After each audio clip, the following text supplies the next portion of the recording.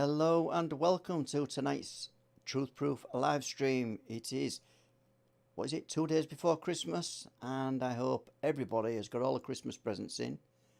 I hope everybody have not got the old Kung flu, the flu. We don't want any of that this Christmas, so let's hope nobody's got that. And as you saw by the banner, it's a question and answer session today mainly, but even though we have a couple of subjects to talk about. And without further ado, I think we will run with our little intro slides.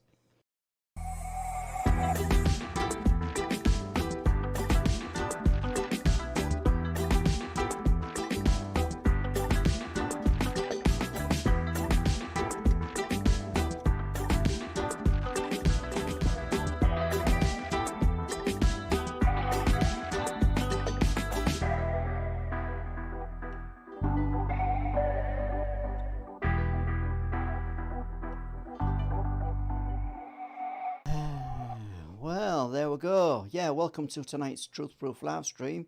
2 days before Christmas, and I hope everybody's well, as I said earlier. We'll just go through a couple of name checks on here. It looks, let's see who's in the stream tonight. It's Aldo's in the stream. Welcome to the show, Aldo. Jason Taylor, Breaking the Clouds. Barbara Davis is in the chat tonight, and Mr. Paul Sinclair's in. Now, there's a surprise. Mr. Paul Sinclair's in the chat tonight. Alison Buttle, welcome to the show, Alison. Karen Taylor, Umbraman is in the chat tonight also. And Nickname is back on again. Good to see you in here, Nickname. And let's see, Louise. Yeah, welcome to the show, Louise. Jan Smith.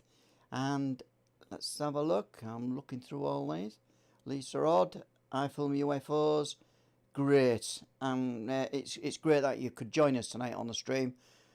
And without further ado, we'll don't forget, I've got to say, we are looking for probably a few more questions we can get through tonight than what we normally do. So yeah, if we can touch on any ones that you may have asked and didn't get asked in previous live streams, go ahead and do so, and let's see if we can get through some of these and put our own take on what's happening out there in the UFO, cryptid, and everything else out there. We'll put our own stamp on it, I guess. And obviously, you can put your own stamp on it as well. So, without further ado, here we got Paul Sinclair. Thank you very much, Les. Almost Christmas. Yeah, it is, mate. Yes, kind of loosened, you know, have you got your wine and your party hats and Christmas cracker ready?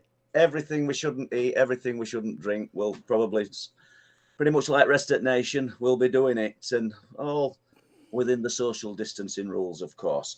But yeah, it's all good. I'm kind of looking forward to it because it's just family time, and I think everybody in chat, anybody listening to this, that's basically what life's about, Les, isn't it? You know, we know that we're all fascinated by unexplained phenomena and these things that happen, but this will be and just to pick up on that, we've had a busy year, obviously, and as most people will know, a lot of our social media postings, we have been filming all year again for the Wolflands film, and you can probably give a little update on that, Paul.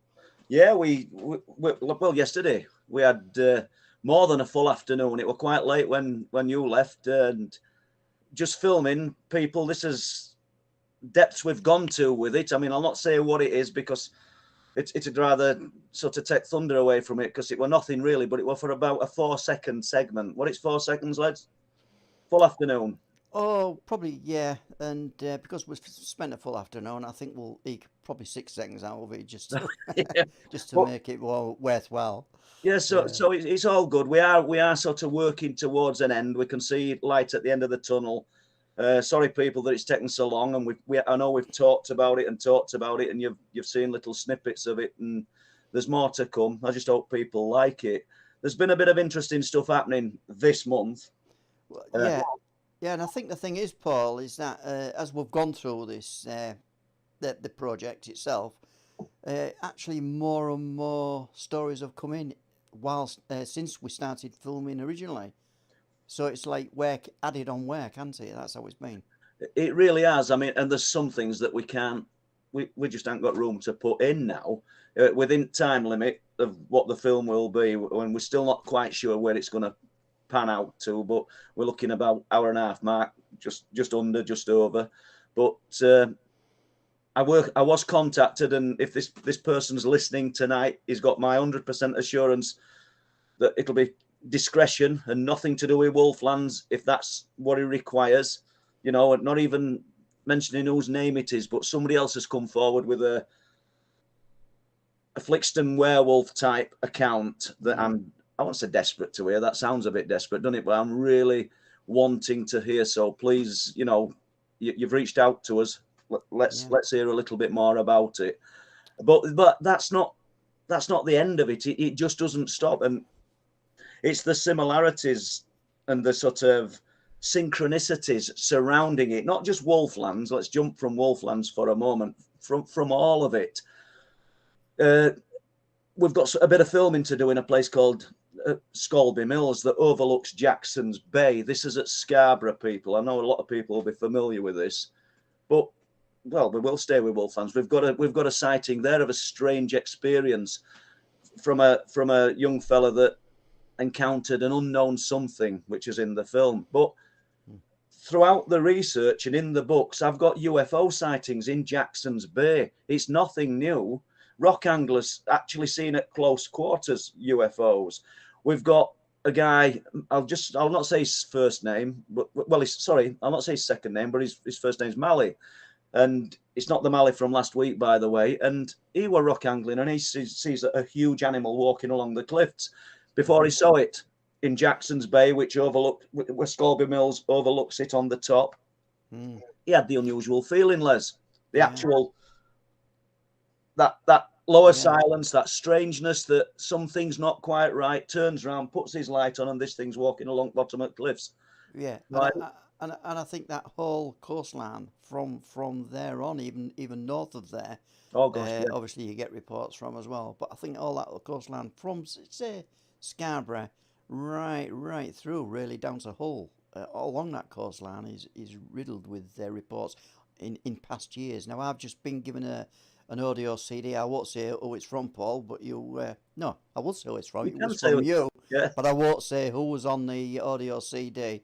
But on the audio CD, and this is an unedited recording, and it mentions reports of all of what you just mentioned going back 20, 30 years ago. Yeah. And so that kind of sort of like substantiates that this phenomena has never gone away. It's always been there, and it looks like it always will be there. Well, you know, Les, you're spot on, and the stories of folklore, they echo it. You know, I mean, what we're seeing today and what the people who are reporting today are what the people were reported in ancient times, be it verbally, you know, not written, but it's still there. They're not seeing anything different. But we'll not, like you said, we'll not. The audio recording that I gave you yesterday, I don't think it's ever been heard before. Well, it probably were back in 1990s, but it's never been heard since. Let's put it that way. Well, what's interesting about this researcher, and he was a prominent researcher in the 90s, is that the stuff that he was talking about happening in the forests of East and North Yorkshire in the 90s, he also says his research goes back to the 50s, where these things were also being seen and reported. We're not touching on anything new here. We're just highlighting it. And there's a bigger audience. It's such a shame that you'd got great researchers back then that didn't have the audience and the interest that we've got. You know, I mean, we've got people in chat today who are really interested. And I'm not surprised that people weren't interested in cryptid type reports. It were way over my head until I started actually speaking face to face with people. And I'm thinking, you know, they're genuine. These people they're speaking. This is their truth. Yeah, this is what I'm finding, Paul, as I've worked more and more into this subject. I think because it is a question and answer let's jump into session, I'll jump in straight away probably. And I've got to say thanks to Deborah Singleton, who for the most part of the year has handled all the questions and thrown all the riffraff out of the chat. And which there ain't been many, thankfully. But she's doing a sterling job. Yeah, you're still here, Paul. She's doing a sterling job. I've got to big thanks to Debbie for doing what she does. It's not easy, I tell you. Yeah, before you Right. go on, Les, I can see Deborah's in. There's Don Lodge in, which is great because I don't know if anybody knows this, but, well, they probably do because Don's instrumental in putting alt reports onto Truth Proof website, and he helped me get that book into such a condition, you know, all the pagination and everything that Don did throughout the year. Very grateful to him, and we've had him on live stream, and I'm sure we'll have him on again. So, Merry Brilliant. Christmas, Don. Yeah, brilliant. Yeah, Merry Lee Christmas. Rothgo, brilliant. Yeah, Yeah. Right. everybody within the chat, and I know I keep cutting across you, Les, but everybody within that chat has stayed with us this year, and that's really good. Thank you. Fantastic, everybody. Yeah, fantastic chat room, and you've been pretty loyal, as Paul says, which is amazing. I'm amazed. Yeah, one more. I've got to do it again because otherwise, before Deborah chucks him out, Tom Waters, Paul, do you have your CCTV in your bedroom in your house? It's a perfect legit question. So he's hi, Tom. Tom's been on to Clifftops to visitors, and I'll just address this one. Because of the unusual things that have happened, well, I would say throughout my life, but in this house in particular, I've got CCTV cameras front at house, back at house, but I put a camera in bedroom. And no, my wife hates it. She puts a pillowcase over it, but when I come to bed, I move it. We were getting some odd things happening. Oh, probably, I don't know, it'll be less than 12 months ago. And it happened mainly when my wife went to bed. I used to stay up, I'd watch a bit of TV, and she'd tell me it had happened. It happened a couple of times when I were in bed with her as well. And something, you could feel the pressure coming on the bed, so much so that we were nudging each other and knowing it were happening. Well, the CCTV did pick something up on one occasion, not a figure, not the outline of anybody. It were like a bottom at bed where your feet would be. It were like a ball that were running along bed. It was so weird. So, Tom, yes, I still have that footage, and I know Amanda Eames has wanted to look at it as well, and it's only me being completely lazy. We'll have to get that. I'll maybe try and post it up online because there's nothing untoward. We're posting the footage up anyway. So, great question. Thank you. Les? Yeah, okay. Yeah, thanks for that, Paul. Let's have a look then. Debbie's sent us this question from Barbara Davis. Welcome to tonight's show, Barbara. And the question is, what do you think about Alex Collier? Well, I don't, because I'm really got no knowledge of Alex Collier. So if you want to expand on that, and I'm sorry for saying it like that, because I live in my own, I've said this before, Barbara, and I really appreciate you taking time to put question to us, but I'm like in a little bubble. I can't tell you much about Rendlesham. I can't tell you lots about Roswell. I kind of get immersed in my own thing. So, yeah, please expand on it and come back to Les with what you want me to answer, if possible. Yeah, do that, Barbara, if you can, please. And a question from Nickname is, hi, what is your most profound story / experience? And do you also have any you will never speak about? Well, that's a good question, that one. And that one's for me and you, Paul. Right. Well, and also finishes by saying thank you for these live streams. Well, thank you for being here and allowing us to get enthusiastic about doing them, because it's all about the people that are listening and watching. I don't know, really. I would have thought one of the most profound experiences, because I've written Night People, which is all about my own experiences, and I would have thought it was Christmas 1970. I think it would be New Year's Eve, because I can't think of anything that makes any sense. It's like something from Scooby-Doo. It's absolutely crazy, and it might take 5 minutes to do this, but we'll do it. And my mum and dad they were members of what were called the Dale and Brown Sports Club in Swinton. So we lived in a little village called Old Dennerby. People might have heard me talk about this, and I'll run through it quick because there's probably going to be other questions. Well, obviously, it was a family club. So at Christmas time, I mean, some people will be laughing now, but everybody would be dancing. Kids would be dancing. It were great, and we walk home. Me, my mum and dad walked home, and I can picture it now. It was absolutely thick with snow that were frozen. You could hear your feet crunching under feet. It was a really happy atmosphere. And we're walking along Church Street, which is from Swinton to Mexborough. And I'm sure it was 1970. And we cross over the canal bridge. we come onto the River Don, which were cast iron, and you could hear yourself bang, bang, bang as you're going over it. And you come to the crossings, which looks onto Old Dennerby, the village. Just a row of houses, really, basically, either side of the road, and a few dotted out and farms. So we knew we weren't far from home. You could hear the River Don roaring. Crosses the railway crossing, starts going down. There's the YEB pond, East Yorkshire Electricity Pond on the right, and there's open marshland, which were at back of our houses on the left. And I'm walking down, and I didn't, obviously, you're not looking for these things as a child. 1970, I was born in 1962, so you do the maths. So I know now that everything went quiet, but the crazy thing was, I could see 2 rabbits and a guinea pig on the grass in the early hours of the morning. And I can't believe it. These are going to be mine. I'm taking these home. I want these. And my dad's not interested. And I've got a rabbit at home. I know it sounds bizarre. So you've asked me most profound thing, most unusual thing. So it's all gone quiet. Almost like nothing would echo him, but it's gone. Everything's gone quiet. And my mum's saying, "Can you see him, Bob?" My dad would call Robert Bob. And he's going, just keep walking. And they're sort of dragging me along. And I'm wanting these. They're not moving. It's 2 rabbits and a guinea pig. Les, can you hear me okay? Because you're moving about, and I didn't know whether there's a problem with technical part of things here. So they're moving me on anyway, and it's absolutely crystal. Everything's crisp and pristine and white.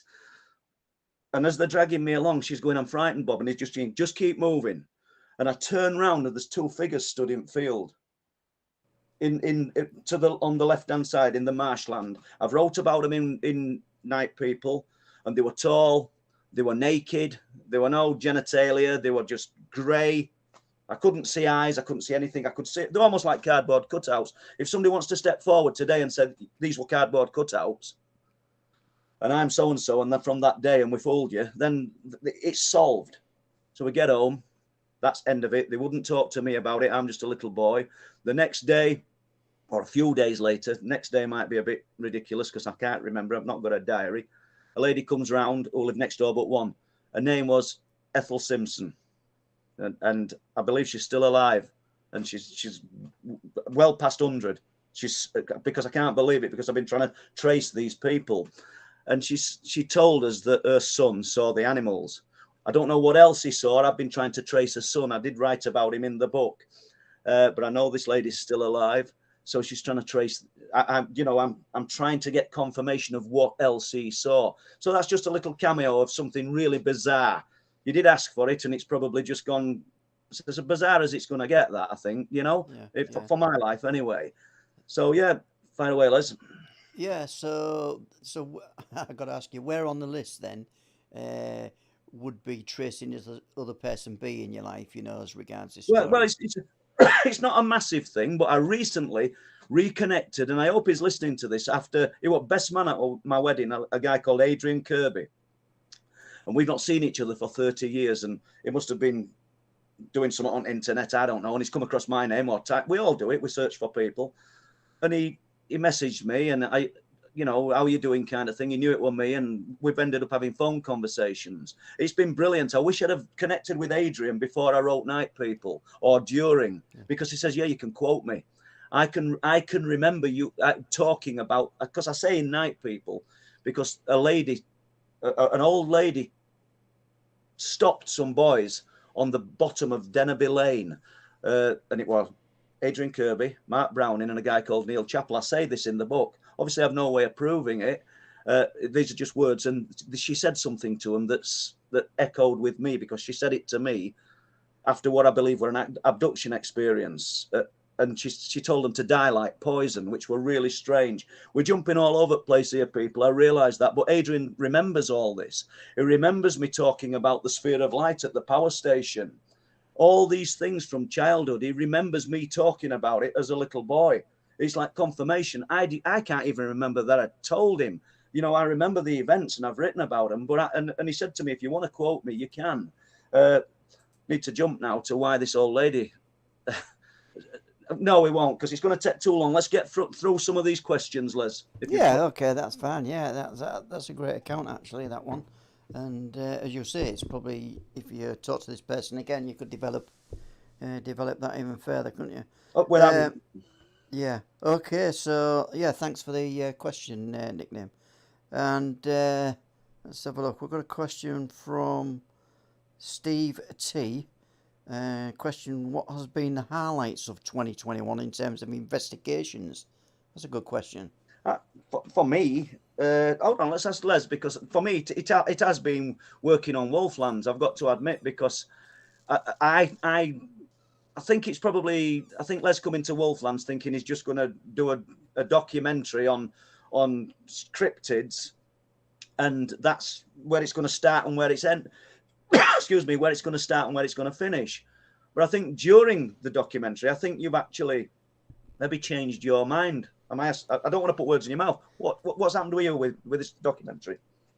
Well, you're correct on my initial approach to this.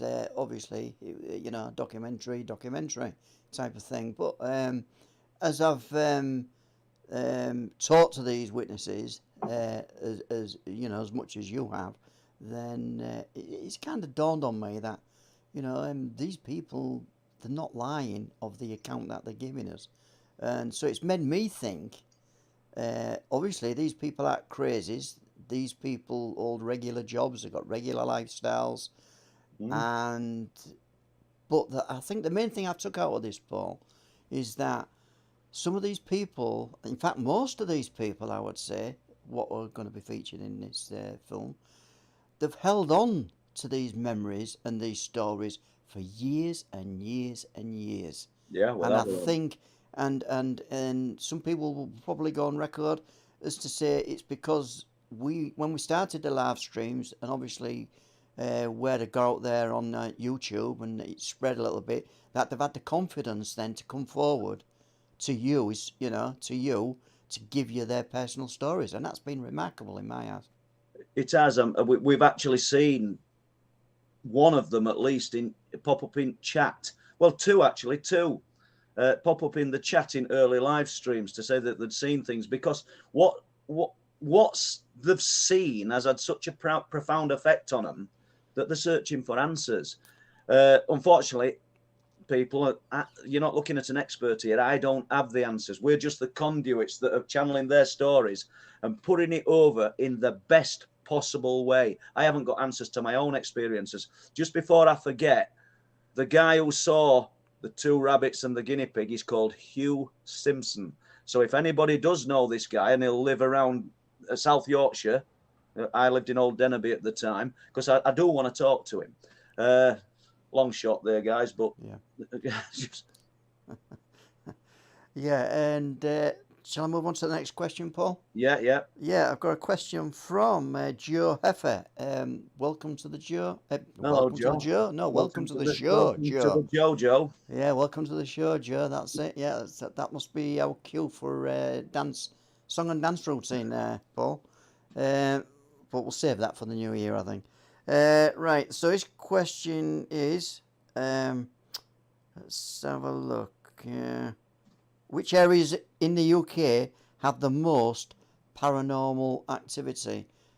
And well, once again, you anybody knowing me will know that I'm concentrating on East and North Yorkshire, but it's pretty evident that other areas are just as active. I mean, I'm not onto Holy Grail here with as far as unexplained activity is concerned. I'm just probably a little bit more intense than most people. Plus, a lot of people will retire at 60, 65. And I don't mean that they're worn out and they haven't got the energy to do it. But I mean, I were in a position where I could get charging into this in my late 40s. Do you know what I mean? So that's probably why I'm a little bit more intense and focused on it. But places like Rendlesham Forest, there's not just UFOs accounts come out of there. There's cryptid accounts come out of Rendlesham. There's big cat accounts, Cannock Chase. There's probably just as many cryptid accounts coming out of Cannock Chase. And I know that Lee Roscoe and Mick McLaren are actively looking at things on Winter Hill, as is Chris Turner. I mean, another sort of great guy, good researcher. You know, due diligence. They just get involved and get stuck in and look for it. So, you know, Todmorden, there's a lot, and all the places over the years. If you look, you'll find UFO reports. You'll find what people are calling incidents that are occurring. But there'll be other places that are absolutely nondescript that people have got stories from, but nobody wants to share them. It just takes that spark. It just takes that little bit of something. I mean, I was pretty animated when I got the email about the cryptid at Flixton last week, and now I'm just left hanging. Please come forward, tell us more about this, because it sounds like Crime Stoppers this, doesn't it? But I know that there's more out there, you know. Yeah, and sure, and I think just to sort of like add to that is that a lot of these people who come and give you these initial reports, they kind of seem to me, and this is my observation, tread a little bit carefully.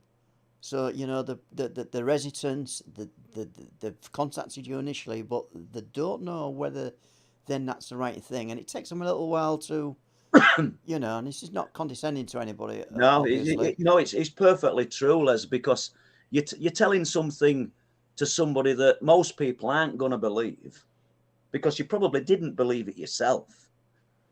In a lot of instances, when we're dealing with the things like what the guys in Broxer saw, or close to Broxer Forest, it was terrifying. It were absolutely terrifying. I think what the gamekeeper saw further 7 miles inland, well, for me, would have been terrifying. I mean, the gamekeeper's a different kind of animal, and if he's listening to this, he'll know exactly what I mean, and I mean it in a nice way. But is a kind of guy that faces things head on. But there's no way that he thought that he could have gone toe to toe with this thing. But he wanted to know more, and that's why his account in Wolfland is broke up into two sections. He's got his initial sighting where it comes and looks at him when he's laid presumably asleep in this farmhouse, and it stands staring down at him. And he's got his other sighting where he goes and gets hunkered down in a ditch a few days later, wanting to see what actually came out of the forest, and it does, and he sees it twice. I wouldn't have been brave enough to do that. I 100% know I wouldn't. I wouldn't have to think about it. Well, that's it, innit? I mean, who knows what goes through people's minds at the time? They're in turmoil, a lot of them, from, you know, the people that we've talked to already. Right, I'm going to move on, Paul. It's a question from Simon Burton, and Simon is asking, and I've got to welcome you to the show, Simon. Hi, Paul. Do you think cryptids might be the jinn? Hi, Simon. I've had a few emails suggesting that is what we're looking at, and I'm not in a position to say we're not. All I would say is these are your beliefs and there's and your views. It's a difficult one, isn't it? Because the jinn has been used as a suggestion for everything. The UFOs, poltergeists, and I'm not in a position to say it's not, but could it be that the jinn and everything else we're seeing is, I don't know, it's one in the same for everyone's religion, everyone's belief system. We're just looking at it through different cultures and different upbringings and different belief systems. But ultimately, we're probably looking at the same phenomena. That's all I'm saying. So I'm not saying it's not the jinn. I don't know. I think when I get an email and somebody tell me it's the jinn, I know what it is. It's the jinn. I don't want to be disrespectful to anybody, but how do you know? How do I know? I've never stood up and said, I'll tell you what this is. But I think there's a lot of merit in what you're saying. I just think that we're probably, if we just stay with religion just for 1 second, and I will not do it for the rest of live stream, we're probably all praying to the same God. It's just a matter of our upbringings, different parts of the world, just the way the world has shaped different cultures and unfortunately it's all been put into different sections. Fire away, Les. Okay, now I've got a short memory, like a fish, I think. But did I ask this question from Umbraman? Don't ask me again, then. Yeah, what are your plans and hopes for next year regarding your investigations? Yeah, good point. Well, hopefully, early next year, we'll 2 or 3 months in, we're going to have Wolflands finished. I will just carry on. I'll just carry on. We've got more reports coming in. I've got quite a lot of reports coming in, UFO activity and things. It's hard to know which direction it takes you, and there's that much at the moment. I can't quite hold on to it all, to be honest with you. But all our energies at the moment are focused on getting Wolflands into such a condition that it's ready to go. Okay, and really good after that, wasn't it? But yeah, that's a good question from Umbraman. And I got Mick Park. He's in the chat. Hi, Paul. Hi, Paul and Les. I hope you guys are good. Well, I'm good. Are you good? Yeah, we are, and it's all good to hear from you, Mick. Yeah. What you on the? Are you on the wine tonight, Paul? No, I'm just having one bottle of beer because I've got to behave myself because we shall be. Well, I've had two. But no, the point is we're all going to be overindulging, aren't we, in the next few days? So yeah, sure, yeah. And I've gone off. The question was all right. Yeah, it says, what has been the standout investigation for you in 2021? I should say. Do you know? I don't know. There's been so many things that we've kind of looked into. Some surprising things as well. You know, we went up onto cliff tops with a friend of mine called Peter Masters, who's an electronics, I wouldn't say expert, but he's worked in electronics all his life, and he took his computer up and he'd got testing equipment. So we're not looking at UFOs, we're not looking at cryptids. But he wants to know if there's any unexplained signals and energy up there, electrical energy, and on his computer. It don't mean a lot to me, but it's something that you, Les, we're going to devote a bit of time to, and we're going to film as a separate unit probably for live stream. And we've got this solid band of energy in the middle of nowhere that shouldn't be there, and it's no good me trying to go into it in detail, but he said it's a really unusual type of frequency. Plus he took a microwave tester up onto the cliff tops. We've got microwave energy. We've got high levels in certain places. We shouldn't have it. So I know that's not really a great answer, Mick, but think surprising things have come up throughout the year. Well, I'm just going to delve into this a little bit more. I mean, you just said something there what I can't understand, and you might be able to explain it to me. When he said it was an unusual energy. What's unusual energy and as opposed to usual energy? Well, perhaps we need to get Peter on to start to discuss it with us, because I've already said I've not got the knowledge and the capabilities to discuss this on any technical level. But he was surprised enough that me and him have invested in some more equipment. I've gone halves with Peter, and we've got some more equipment. We're going to do some more at various locations around Bempton, Speeton, Flamborough, and Buckton, because I want to document what's happening. Does it tie in with these unusual high frequency sounds that people are hearing that they're finding uncomfortable with? I've heard it once. I heard it with Steve Ashbridge's friend Kelly Hollis on the cliff tops. Absolutely real weird high pitched sound in our ears. Steve couldn't hear it, such a degree that Kelly had got her hands over her ears and she felt uncomfortable. Is it something that's targeting people? Oh, well, it's funny you should say that, because I picked up today some reports of really, really high frequency noise, like the noise what you described, where you can just hear it around about 4 o'clock this morning in the Hull area. So where that's coming from, I don't know. Well, you know, we're I hear a humming sound in between 3 and 4 in the morning, and it's like a generator. It's like a fridge, and people are going to say, "Well, it's your bloody fridge." No, it's not. It's strange. And the lady over the road at number 11, when I come out, she'll say, "Did you hear it last night?" She said, "It kept me awake." She said, "I went to my window, I'm looking up." She said, "It sounds like it's above us."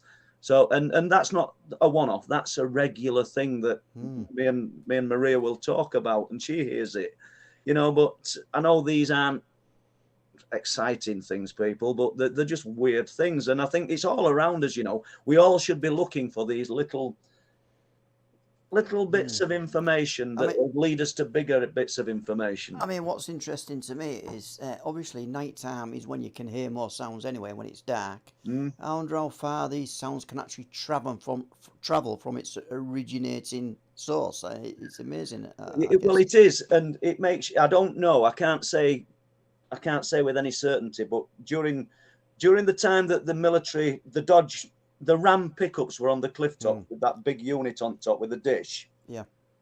People were reporting on social media hearing like a droning noise, not just on the road I live on, in Bridlington, in Flamborough. It were there. It were all. And it's like it's worth looking at social media to see the web and see where it's happening, and it could be connected to this military activity. It's not forced to be unexplained phenomena, but once it's unexplained to us, and it's difficult. It's a difficult one because it could be very ground-based phenomena that we're looking at, man-made stuff. But what's its purpose?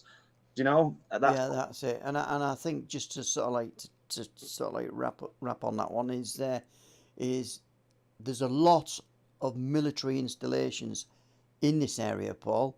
There's probably 1, 2, 3, 4, 5, probably 5 or 6 that we know of, and so obviously they're not sat there, just going on social media every day, are they? No. They're doing whatever they're doing, and whatever they're doing, we don't know what they're doing. Well, just before we end that, last week, myself and Chris Wright, who lives in Scarborough, we were in Raincliff Woods before first light, because somebody had sent us a short bit of film of this lady had filmed of her dogs in Raincliff Woods scratching about and doing what they do. But then when she listened to the phone, when she viewed the footage afterwards, she couldn't audibly hear it that day, but there were a pulsing sound coming through. I put it on social media. We posted it up. James, who sent me the footage, were kind enough to get permission to post it up. And so we found the exact area. We looked at the picture. Chris said he knew where it was, and we were up there Saturday morning. Right. And we took a voice recorder, and we conducted every 20 meters. We'd stop, put it on, and we did like a full circle of this particular area. We got nothing, but I mean, it could be a glitch in this person's phone. It could be something that just makes it go boom, boom. But I've spoken to a friend of mine who's a former radar operator, and he said it sounds like a radar head turning, only faster. He said, as soon as I heard it, he says, I thought it just sounds like a radar head turning, only faster. Now, there's no wind turbines up there. If anybody's thinking, oh, well, it's probably wind turbines. So how far away is this then from a military installations then? Raincliff Woods, you've got Filingdale's probably, I don't know. Is the nearest. The nearest. Yeah. And there's the listening place as well. What's the listening place called? It's gone from my head. But it's gone from my head at the moment. Fire away, Les. Okay, shall we move on a little bit? Yeah, and great questions tonight, people. So yeah, keep them coming. We'll try and get through some of these and get some our thoughts on some of these questions as well. But let's see where I've got up to. Just bear with me, Paul. The alcohol effects are kicking in now, so. Well, we'll be over with stream by the time you've got question out. Let's come on. Yeah. Oh no, don't worry. Let's have a look then. Right then, let's have a look. So I did Mick Park, Lisa Rod, Paul. Do you know what's happened to the Wolf Book from the old pub in Staxton? The Wolf Book. The Wolf Book? No. The Wolf Book from the Wolf Book, yeah. From the old pub in Staxton. In Staxton. So this. Yeah. So I take it you're talking about the Spittle Inn at Staxton, and I don't know if it's a Wolf Book as such. When I was writing first book, Truth Proof book, I went and visited the licensees of that pub, just to give people a breakdown on it. Wolflands actually starts there, not in the pub, but it starts there at Spittal Corner. It's called Spittal Corner because that was where the refuge was built in 937 AD to protect the travellers from the infestation of savage beasts. And it was called Carman's Spittal. After it ceased being Carman's Spittal, it became a farm and a farmhouse. King Athelstan, back in the day in 937, said that the portion of land, which it is Carman's Spittal, will be forever known as Wolflands. So we've got that section. So jumping back to the Wolf book, it is now called the Spittal Inn. The old farmhouse is the Spittal Inn. Now, I went and visited them. I wanted to look at the deeds because they've got some deeds on parchment. I wanted to see where it said the infestation of savage beasts, and they were kind enough to get the deeds for me, and I sat and went through them and looked at these. I didn't know they were a wolf book, and I think if there had been, Lisa, they'd have told me. Now, they did, as you walked into the Spittal Inn, they did have a glass display area because there'd been Romans found there. You know, I think there'd been a chariot found there, and there were a little bit about a huge dog that had been found there. So I don't know if that's what you're referring to, but if there's a book and you know about it, Lisa, send us some information. I want to find out more. Yeah, I've just got a comment from Lisa, and it's saying, in the old pub, we have friends who have lived there years ago and told us about it. So it's it wouldn't surprise me. Honestly, I can quite believe it. And I'll tell you what's interesting as well, because when I sat looking at these deeds, and it was a lovely summer afternoon, and I spent quite a long time there going through them meticulously. The lady who owned it with her husband, I didn't speak to her husband much, and she spent loads of time. She was really interested, but she looked up at Staxton Wold, and it could have been just tongue in cheek, but she said, "I think there's a Bigfoot up in those woods." And really? It weren't like what I were looking for. It weren't what I were interested in. And it stuck in my mind, but I didn't give it much thought. But let's just stay with it a minute. I went up into Staxton Wold with my little dog, Wolfie, and 5-6 years ago. Went for the day, took something to eat, Les. I know you're itching to ask me something else, but I've just got to do this. I'm walking through in daytime, and I'm on my own. It's completely not windy, it's quiet. Bang, bang, bang. There's 3 tree knocks on a wood that's not big enough to support anything like that. Clearly heard them. Not, did I just hear that? Odd thing were they were very close. I don't know, 6 months later, I took my granddaughter, Tegan. Same area. We'd got little dog with us as well. But we left area because there was an absolute stench of sulphur and rotten eggs. It was, don't know what it means, but we've got the tree knocks, and we've got the vile smell associated with that kind of phenomena. So I just wanted to mention that. So, yeah, go on, Les. How dense is that little bit of wood, though, Paul? It's dense, Les, but there's just not enough of it to support. Yeah. I don't think there's enough. We've got 525 square miles of forest, moor, and coastal land surrounding the area that we're looking at for wolflands. And I don't think there's enough land to support what these people are describing. I really don't. The guys close to Broxer Forest described this thing as being over 7 foot tall, and he says it was as big as 2 men. Imagine the carnage that such a thing would cause, and there'd have to be more than one. We know that there'd have to be more than one. We can't survive as a one. So that brings us to the next question, actually. Dragon Noir. Do you like me French? Noir. Oh, you're very good at it, Les. I'm very good, yeah. Said that. Does Paul have a theory on the Dogmen that he will be sharing in Wolflands? No more of a theory than I would share now. And I don't know where they're coming from. I do believe that there's a paranormal nature to them. I know that if we travel across the seas and we get to these monstrous forests in Alaska and in parts of America, that people believe that these things are living and breeding. And I can't say that they're not. I always come back to the fact that these hunters, and I'm not quite answering your question here, I realize that, but They talk about these high-powered rifles that they can drop a moose with or a bear, and these things are a similar size. It's having no effect on them. So there's something else to these things. So yeah, I think that I'm loath to say interdimensional because I'm not a man of science, so I don't have enough knowledge about the mechanics of what's happening. But they're definitely from some other type of existence, some other sphere of existence, and maybe it's a thin area that we're researching. Maybe Cannock Chase is a thin area. Maybe Rendlesham Forest is. Maybe the cliff tops of East and North Yorkshire are a thin area. Maybe them areas out at sea where people are seeing the lights, where the planes seem to crash. I don't know. Where the trawlerman had the missing time, not the missing time, but the advanced time.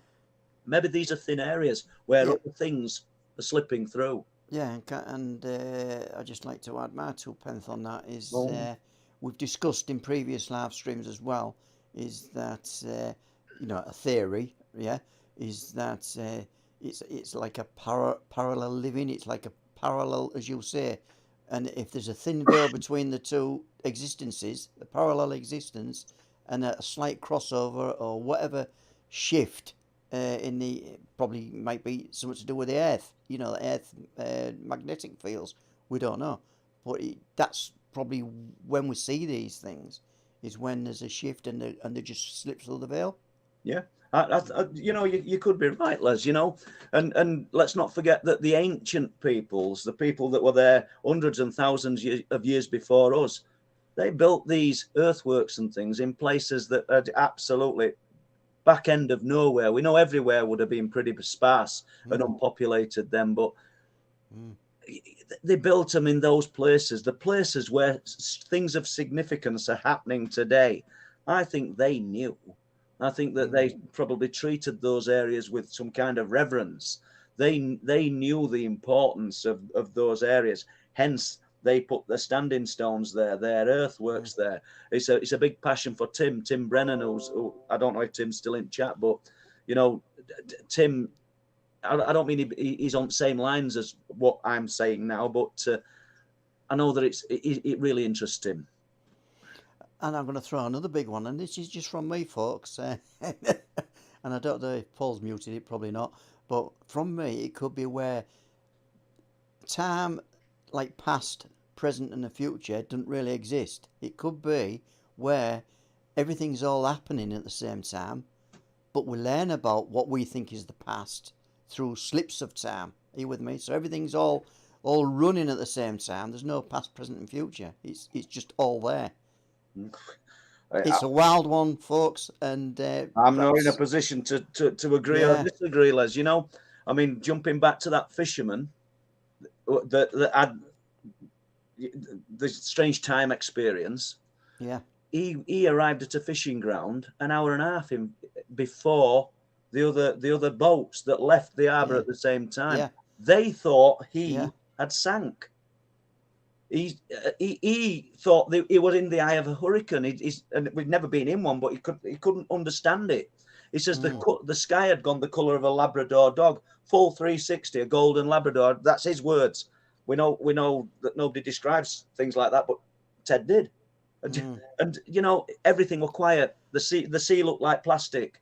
He's in some kind of other. He's in an altered existence without a doubt. And then you've got that lower silence. Which we've covered in Wolflands. I've covered in all the books. I'm not the first person to talk about it. The lower silence plays a massive part in this unexplained phenomena, because that many times people describe that drop in the silence, that strange immersed into this other altered reality, and that's where the answer lies.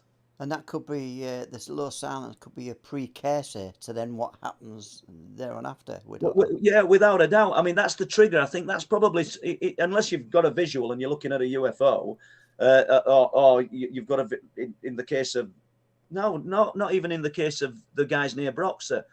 One of the witnesses, the one that hasn't come on film, because there were three and we've got two of them on film, he knew this thing was there before it happened. The atmosphere changed, and he said, "We're being watched."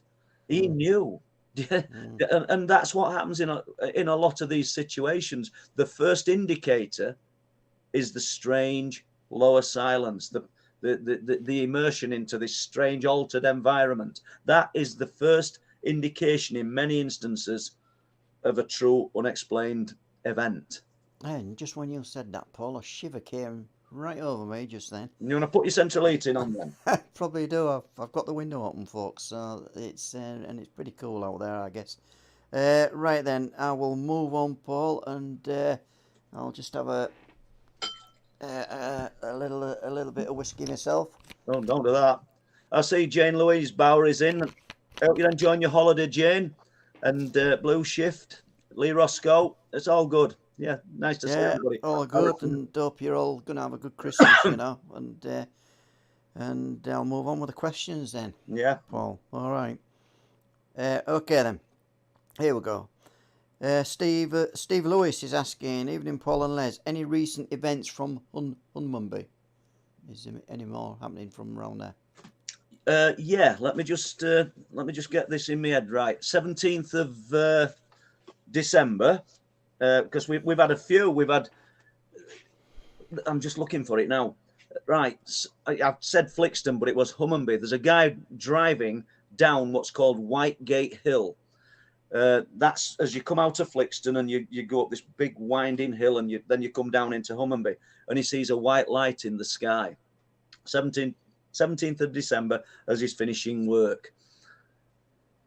Unusual enough for him to sort of, I don't know, just keep his eye on it. It literally just comes straight down to a stop, then speeds off. So at 4:45 p.m. it was. It were interesting enough for him to report it to the police. So he told me that we'd also got another one from the 17th of December. Let me just find it because I wrote these down. Just give me a second, people. Yeah. And this is from a lady who's, she might be in the chat, a lady called Bibba J. Reed. And she saw, on the 17th of December, she saw a group of 9 white lights moving east to west. They seemed very high, but unusual. She had no sounds of planes, crystal clear night, but we've got the same night. And we're not that far away. It's in Wilberforce. So do you know what I mean? So we've got the Hunmanby sighting, and then we've got a sighting from a guy called David. I know his surname, but I'll not bother saying it. And he's had a sighting on the 14th of December at 4:30 p.m. And he's been walking. I don't know if anybody's familiar with Fraysthorpe, the beach, but he's gone off the main road and he's walked down, but not towards the beach, but just it goes around in like a horseshoe and then comes back onto the road. And about approximately 4:30, 5 o'clock at night on the 14th, he's seen a white sphere of light in the sky that was silver in the middle and had silver edges. And he's stood looking at this thing. He's even been to my house with a little drawing, which we've put on the truthproof.uk website. Excuse me. And it literally came down to the height of the hedgerow, size of a beach ball, and sped along the hedgerow and went out of sight. He went into the field. He thought this thing had landed. And so totally silent as well. What I find interesting about David's sighting is where he's seen it. It's very close to where all the stuff from Wilsthorpe happened in 2009. Once again, we've got a repeat area. We've got we'll call it an area of high strangeness. We've got one of these repeat areas. It's very close to where the farmer found the crop circle. And if anybody's heard me talk about this, and his combine was an old combine with no sort of air conditioning, so it was red hot in the summer. And when the head of his combine hit the crop circle, his dog sat up in the cab and started howling. It couldn't have known this, but what I'm getting at with the air conditioning, when he got into the crop circle, he said it was very cold, and I think it took him, I think he said 3 times to clear the circle. This crop circle. And every time he hit it with the head of the combine, the dog got up. Now, I know that's not part of David's sighting, but we're in an area years apart with sightings, with activity, where these things are happening. So that one's 14th. I've got interesting accounts. Yeah, they are interesting. The ones that I will follow up and get more detail on. There's been some sightings, Mick MK MD Exploration, and Adam, and forgive me, Adam, because I've not got your surname in my head at the moment, but they both seen the same object. Adam managed to film it. I connected these two guys. I don't think they knew each other before that, and they literally saw the same object over Hull that day because they both contacted me. I'm fortunate, and I'm very grateful to.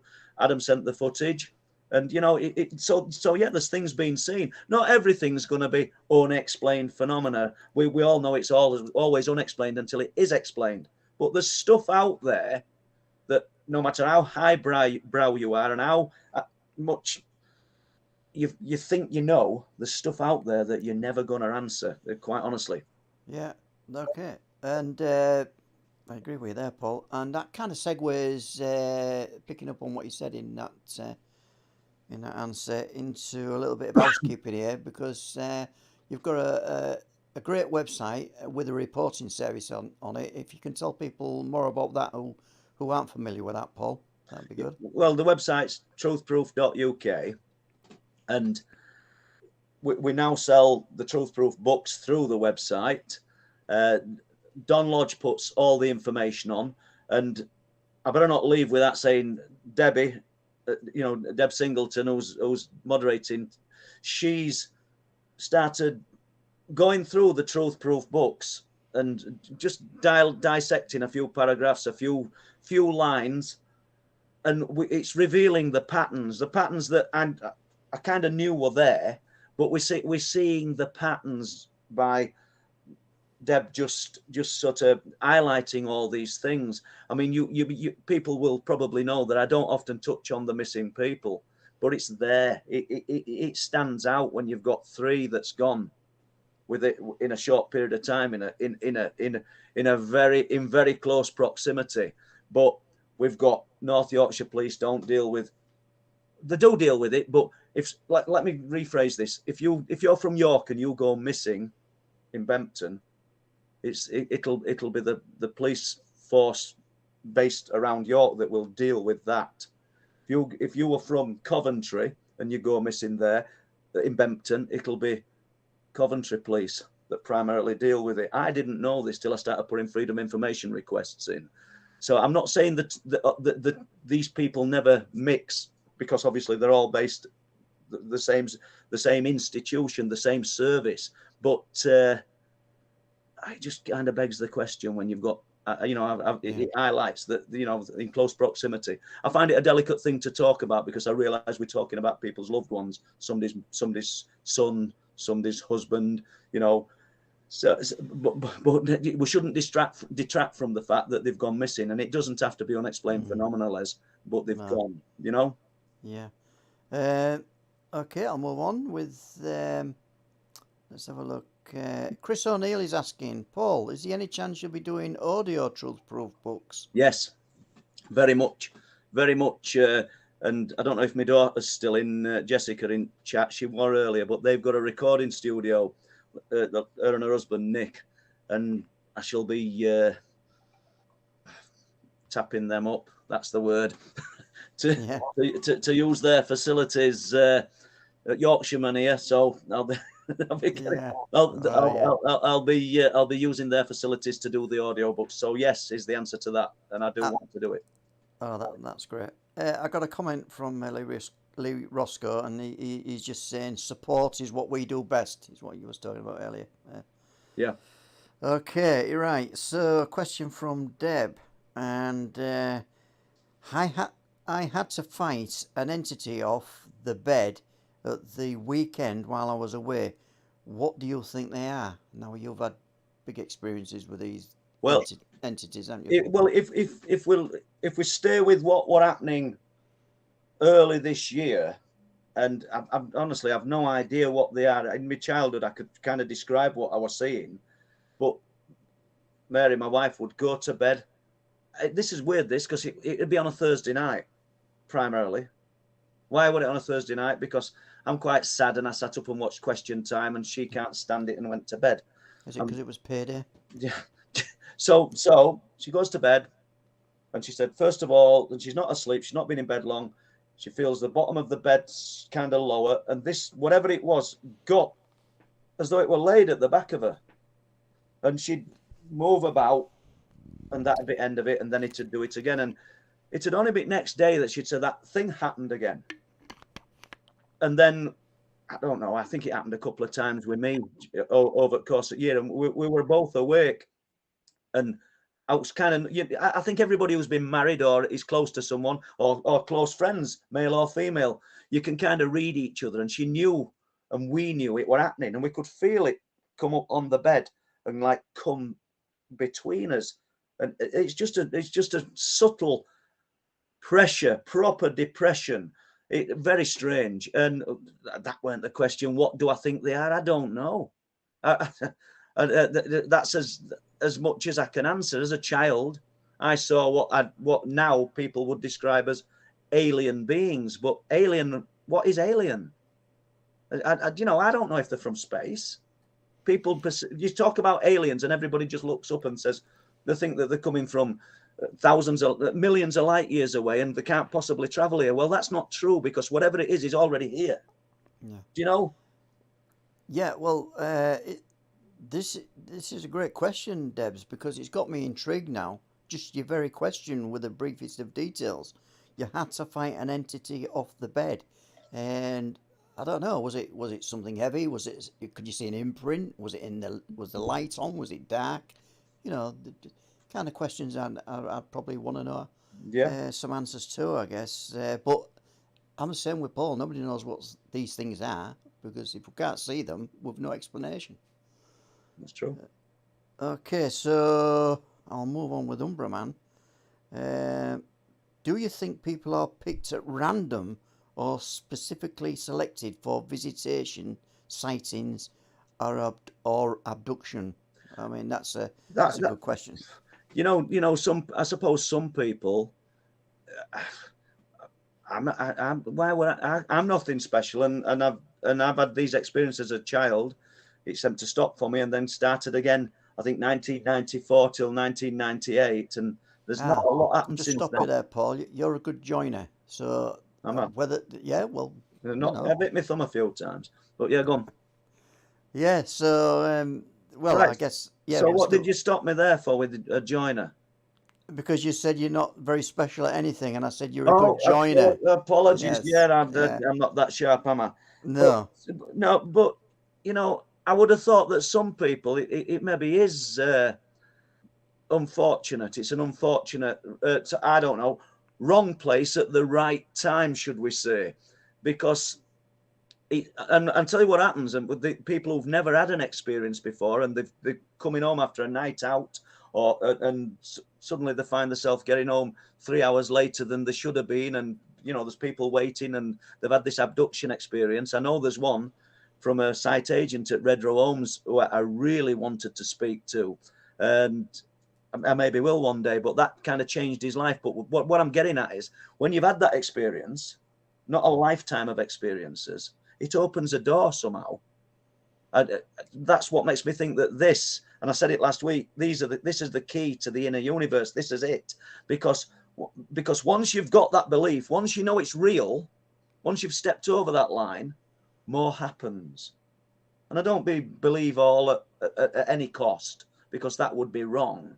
But once you've had an actual profound experience where something's happened, you don't need to go to a conference or listen to somebody like me talking about it, because you've had your own experience, and you know the reality of what's out there. You might not be able to prove it, but and once that door's opened, you can't be shut. And I don't know. I think that it just triggers something else, and we're more susceptible to engaging with the phenomena. Yeah, and I mean, that's good, that Paul. I mean, the thing is that for me personally, I'm an outsider looking in. I've had no experiences to talk of, not that I can remember, in my consciousness to talk of. So I can only kind of semi put myself in somebody else's shoes, because these must be really, really frightening experiences, Yeah. you know. And as you say, profound is the word. And there's there's the problem. They're that frightening, or in some instances that life altering for somebody within their own little within their own mind, that they don't even talk about it. The torment and the shut down, people just close down, because you can't expect somebody who's never had that experience to actually believe you. You know, what right do we have, or what right do I have to say, look, this happened to me, you've got to believe me, because I can't prove it. And that's the dilemma a lot of people are in. People who've had far stranger things happen to them than me, but they'll never speak about it because they actually know that they can't prove a thing that they're saying. And that's the difficulty. We can talk about it, and some people might be able to put it over in such a way that it's quite plausible, but you can't prove it. You know, and I've said it loads of times before, Les. We're a skeptic stroke debunker. It's a perfect scenario, because we can't prove anything we're talking about. Yeah, and without mentioning any names, other researchers' names on here, but other researchers have said abductees, visitations, or experiences with time elements. These people, they extol either some disability, or they come from a certain nationality and things like that. So I wonder if there's any credence to that. I don't know. I mean, does certain religious persuasions believe more in unexplained phenomena than others? I don't know. You know, it's difficult, Les. Okay. Like that question was quite difficult. We'll move Actually, on with some. Yeah, we'll move on with some more questions, and let's have a look then. Right then, here's a question, and this goes back to a little story that you give out. Oh, seems like months ago now, on the live streams. Did you ever go back to find the bullet? Can you just give people a little brief rundown of that little story, please, and then? Yeah. We've called it the Speeton figure of 8, and there's a guy came down to Bempton. I wouldn't said to disprove what I was talking about. He'd got an interest in unexplained phenomena, but he thought there'd been a lot of stuff that I'd been talking about, and he probably thought, I want to have a look at this. I don't know whether this guy's talking a load of bull. He's a police officer, and he travelled to Bempton without contacting me, without telling me. One evening, brave guy, and I know he came down late at night, because I've since met him and spent a few nights up there. Well, more than a few nights, and he's gone on his own since. And he went to Speeton. We'll get to the bullet in a minute. He went to Speeton Cliffs. He parked in RSPB car park, walked along the cliff tops, gets to this concrete pillar that's up on the top at Speeton, sort of signifying ice point to land. Turns round, looks down the cliffs. It's a dirt path with no fence at the side of the cliffs, so it's a sheer 400-foot drop there. Excuse me. And he sees a red sphere of light that looked like a figure of 8. He described it as having a dark band in the middle that looked like it just been pulled tight. He can't work it out. It's just above the ground. He's looking at it. It's totally silent. It's not that far away. In his words, he's not got a great torch. It's got about an 80-yard beam on it, and he shone it on it. And as he did that, it went out. It were immediately replaced by 3 white lights that were absolutely brilliant white lights, hard to look at, in a line, the middle one slightly higher. So we'll get to the bullet, people, I promise you. So, but we need to start why we're there. So he's looking at these, and he thinks, I'm going to take a photograph. And he reaches into his pocket, just looks down briefly, looks up, it's gone. With this guy will be, I don't know how old he'll be, 40, 44. He sets off running. Because he wants to catch somebody. He's not looking for unexplained phenomena. He wants to catch either a quad bike, some people with lights, I don't know, military operation, anything. It's not that far away. And he runs and runs and runs until he gets to the old disused RAF base. Nothing. Totally baffled him. gets back to the car park, drives home, I don't know, thinks about it for a week or so, contacts me, tells me what he's seen. As subsequently I go up there with him then on a night. It's quite random, he'll ring me because I don't think he wants to arrange anything because he don't want me to feel obliged to go. So I'll just get a phone call at 8 o'clock saying I'm going to be down there. If you want to come, if you can make it. So I have done on a few occasions. So, but he's never been in daylight. So then we're in middle of nowhere, people. We've got North Sea to the left as we're going down, literally in miles of nothing.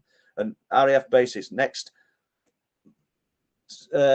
habitation, but it's not been habited since 1968. And then you've got the RSPB, there's nothing. So I said, I'll take some photographs in daylight for you. So we get to the bullet now. So I walked up this particular day, get to the spot where he was stood and started taking photographs. Lovely day. It was a warm day, approaching winter. I get to where the path breaks off and you go down what's called Hoddy Cows Lane. It's there on maps, you can Google it, and you walk down to Hoddy Cows Lane, and then it takes like a dog's leg, it takes a right, and you go down into the village of Buckton. As I'm walking along this lane, and I know I can answer this question instantly, I've been back to look for bullet, but I'm doing the story now, you've got me on it. As I'm walking along this lane, not been walking long, I've just took this right, huge burst of power past my chest. It were a bullet. Literally. And do I know bullets? Yes, I do, because my dad used to be in a rifle club and I used to go with him. And so it were a bullet. It weren't a pellet gun. Hit the undergrowth. You heard a flurry of, I don't know where it had hit. And I just dropped straight to my knees. Crawled along. I'm shocked. I know where it's gone. But I'm shocked. Ring the police, 999. I tell them somebody's just shot at me, and anybody can quote me on this. I'm doing it live on air because it's the truth. They told me, am I in danger now? So, well, how do I know? I don't know. Well, if you feel you're safe now, hang up and ring 101. It's a bullet, not a pellet gun. There's nobody about. I can't see nobody. So I rang 101. I'm stood there like a fool because I'm waiting and waiting and waiting. And I thought, well, even if it's a stray bullet from somebody shooting at a deer or something, this is stupid. So I hung up, went home, and I rang them from home. So did I look for the bullet? I went back. Yeah, I went back with my friend Steve Beadle, and we went back the next day. It went into undergrowth, but there's a 6-inch by 4-inch square wire that's like what you'd use to separate sheep in the fields. Behind that, there's hawthorn hedges, and behind that, it's full of blackberry. And I thought, I'm going to be able to get to look at this come the winter. It's just as dense and just as inaccessible. So I've been back, but no, I haven't got it. Once again, no proof, people. Yeah, and I suppose I can say, well, I'm no expert on ballistics or projectiles or anything like that, but wouldn't have this bullet, if it had been soft earth, gone really, really into the undergrowth? Really into the soil? There were a lot of energy in it. That's what I mean, yeah. I guess I'm more disappointed the fact that, let's assume that I'm just ringing up and I'm lying. I'm reporting a firearm, a bullet passing me, because it literally passed my chest. I didn't after that initial phone call, I didn't get a phone call then, apart from the village police officer that covers Bempton, Buckton and Speeton for probably 3 to 4 weeks. That is crazy. Yeah. Well, obviously, I don't mind saying that because it's true. Yeah. Well, I've got a theory, in so much as if you knew exactly where that bullet went, and you know to this day. Well, we won't know exactly, but we know the rough area, don't we? Yeah. A spade might uncover something. That's it would if you can plough through. Yeah. I guess I'm going to go with a metal detector. If you can plough through a load of blackberries and hawthorn bushes, and these trees are behind a fence, a wire fence about 3 foot high, the oblong sort of 6-inch by 4-inch wire fence. There'd be a fair bit of work. Probably not as easy as I imagining then. No. Yeah. Okay. Well, Let's have a look then. I've got a question from Chris O'Neill. Hi, Chris. Chris is yeah. Hi, Paul. Do you think certain people are more open to experiences? And this kind of like leaves off from the question previous as to who They what probably type are, of people have these experiences, you know. They probably are, but then you get random things happening. You know, I can only use examples that I've come across, but on odd occasions you'll take different people to these cliff tops, hoping that you can introduce them, should we say. I mean, I don't know these lights, but you can show them these lights. Chris Turner, he were in chat earlier. I don't know whether he's in now, but Chris he'll hold his hand up. He's never seen anything. Great documentary filmmaker. You know, we worked on Bringing Down the Light. You know, I'm inexperienced when it comes to making documentary films. I'm letting Leslie do all the hard work of putting this film together. I'm filming with him and helping, but basically I'm a novice at that. But jumping to Chris, he's not seen anything. We come from a conference in Hull. We decide to drive. It's been a long day, but we wanted to go and have a look on the cliff tops, which we did. Mark Farnell were up there as well. That was the main reason for going, because Mark had gone prior to us and we didn't want to leave him up there on his own. What happens? There's lights showing up, strange spheres of light over the sea. These orange lights, people, that don't make a sound. They literally just spring into existence, then appear, and there'll be another one, then switch off. In some instances, they'll appear 10 mile down coast in a blink. And, you know, and on one instance, we were looking down onto the rocks because the tide were out. You can't walk around these rocks at low tide because it's not out everywhere and there's big inlets. We've all got cameras. These are people that are professionals with cameras. I'm a novice, but we've all got cameras in his hands. And Chris looks at me and he goes, "Are you looking at the same thing as me?" And there's a silver sphere of light on rocks below. But did we film it? No. So I've probably forgot question now. Yeah, so really, well, he was asking, is it just certain people that experience these things, or is it no, on to everybody? Yeah, everybody. But Yeah. I've noted that whatever it is about this phenomena, it's interested in certain types of people. Lee Hayward came to dispel anything. He wanted to explain this phenomena to me. And that's the best thing that I've ever seen on the cliff tops. And I think it was, November the 14th, 2019.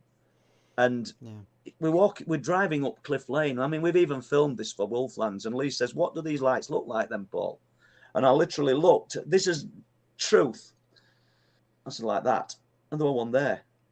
Now, this guy's he knows exactly what's in sky. He knows what's out at sea. He's got a brilliant background. I'll not say his former job. He was there to explain what these things are in a rational way and in a nice way, not in some condescending way. He's at a loss. We get onto cliff tops. We see him about 4 or 5 more times. I turn around to speak to him, and in the field before the hill where the rock angler claims the spaceship landed in 1998. So we've got an actual concentrated area of eye strangeness. There's a sphere of light that Lee described as about as big as a Volkswagen Beetle, very close to us. And as I'm bringing camera around trying to put it on, it's just imploding. Yeah. Now that's changed Lee's belief system.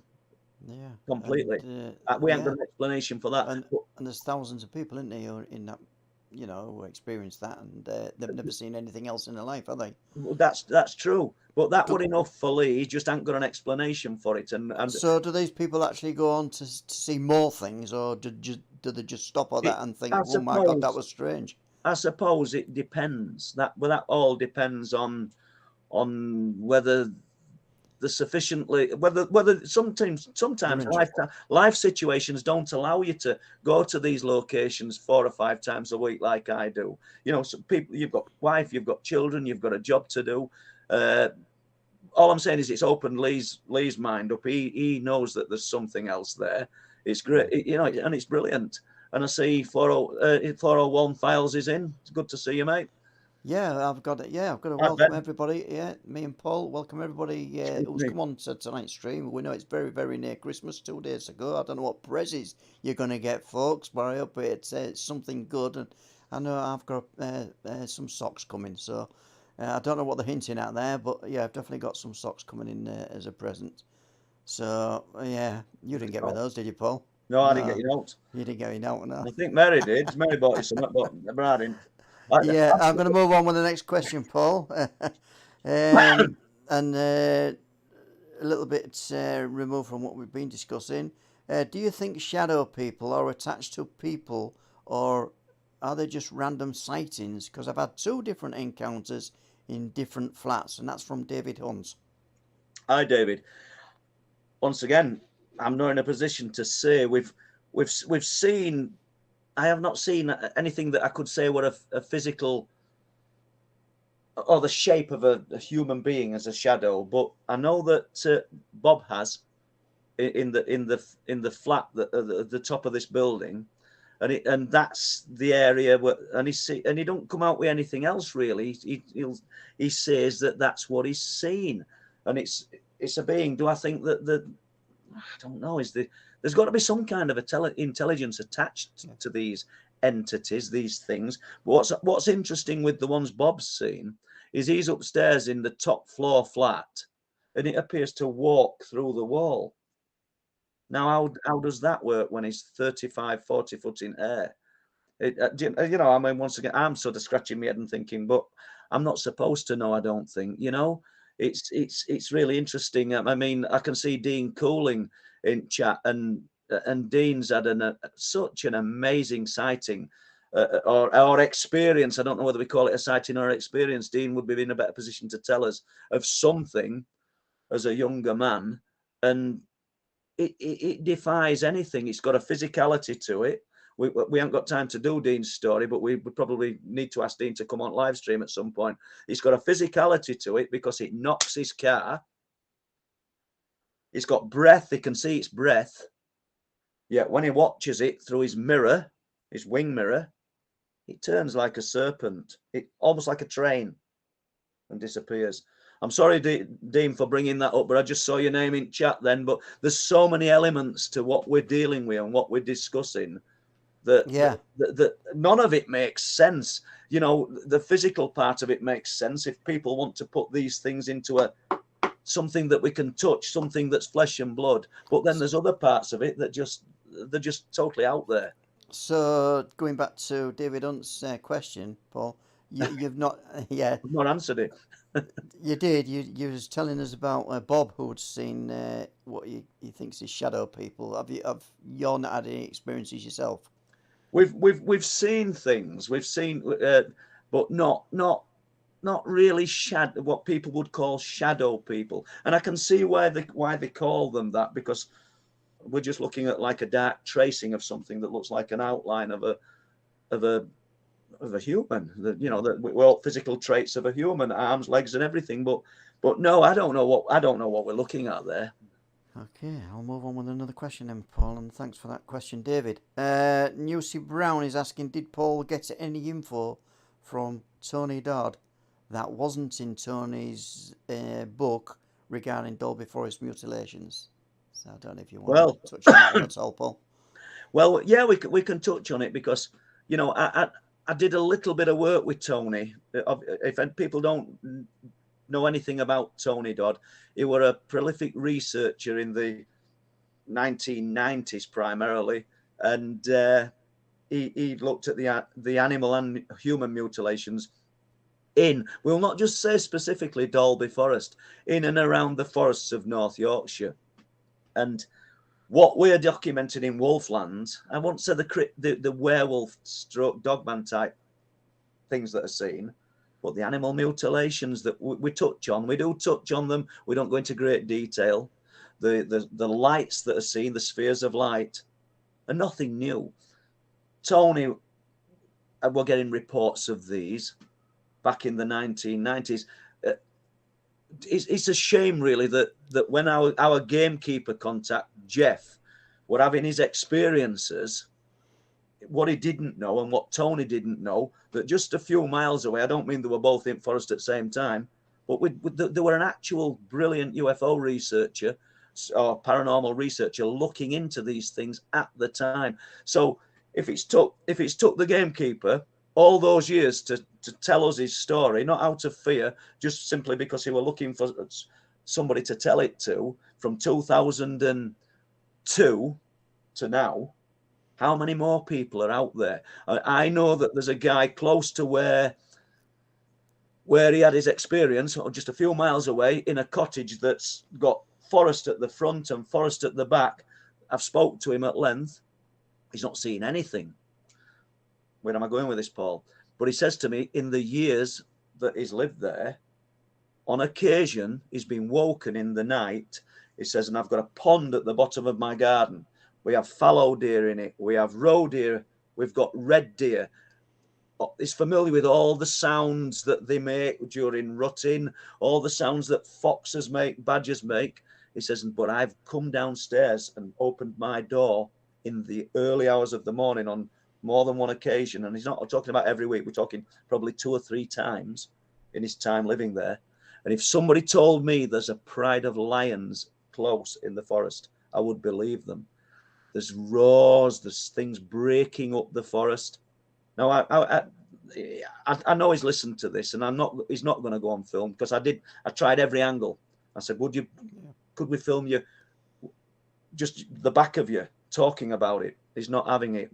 But I'm grateful if you listen to it for sharing this information, because it all adds to it. It's not giving us an answer. There's another guy whose dogs have gone charging into the forest and stopped, who lives up there. And the guy said, I've seen glowing red eyes.